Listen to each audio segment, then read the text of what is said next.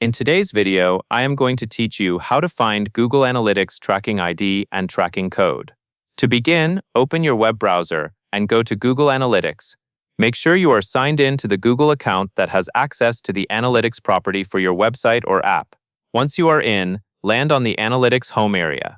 This is the main dashboard where you can see a quick overview of performance and recent activity. From the home screen, look toward the lower left side of the interface, where the main navigation lives.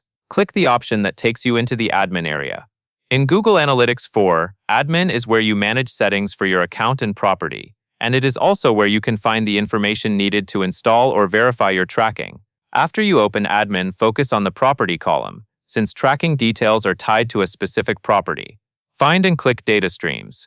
Data Streams is the section that lists the sources sending data into Google Analytics, such as a website stream or an app stream. If you manage more than one site or app, it is important to choose the correct stream so you copy the right tracking details. You should now see a table or list of your available data streams.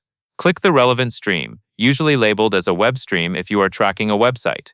Selecting the stream opens the Stream Details page, where Google shows the measurement information and setup options. On the Stream Details page, look for the measurement ID.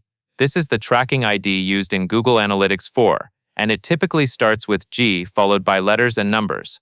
This is the key identifier you will often need when connecting tools or confirming that your site is sending data to the right property. In the same area, you can also access the tracking code. Google provides the tag details you can install on your website, commonly shown under the Google Tag or Tag Implementation section. When you open that area, you will see the code snippet that you can copy and paste into your site, usually in the header so it loads on every page. After you copy the measurement ID or the tracking code, store it somewhere safe for your setup process, and be careful not to edit any characters. That covers everything you need to know.